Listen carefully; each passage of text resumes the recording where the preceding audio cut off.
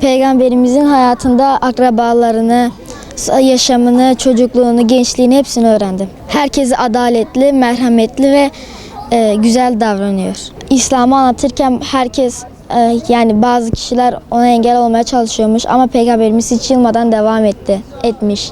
Okudum kitabı. Sınav hem hediye için hem de güzel, yani eğlenceli olur diye düşünüyorum. Onun hayatındaki şeyleri örnek almalıyız. Ondan sonra onun hayatındaki şeyleri kendi hayatımıza geçirmeliyiz. Onun hayatı çok güzeldi. Ben de onu okudum, öğrendim. Çok mutluyum. Peygamberimizin hayatını öğrendim. Onun hanımlarını, çocuklarını, yaşadığı hayatı ve o dönemdeki insanların Peygamberimize yaptığı şeyleri öğrendim. Peygamber Efendimiz çocuklarını çok sever, torunlarını da çok sever. O zaman kız çocuklarını diri diri gömerlerdi. Peygamber Efendimiz de tam tersi kız çocuklarını çok severdi. Peygamber Efendimiz'in rahmetli olduğunu anladım. Çocukları sevdiğini anladım. İnsanları çok sevdiğini anladım. İyi olduğunu anladım. Doğduğunda babasının öldüğünü anladım. Hayatını dedesiyle yaşadığını anladım. Peygamberimizin hayatında çok şey öğrendim.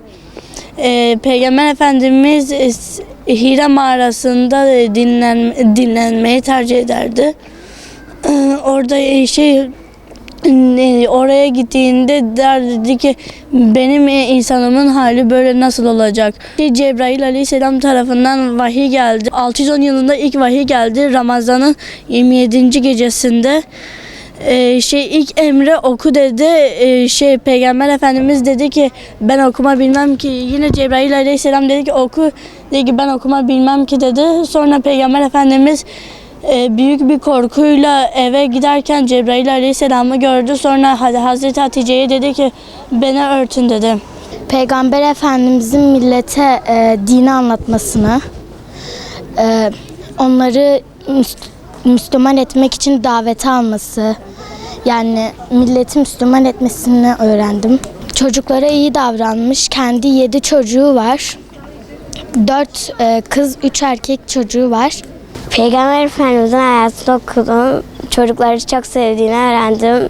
Ve çok merhametli olduğunu okudum. Evet, öğrendim.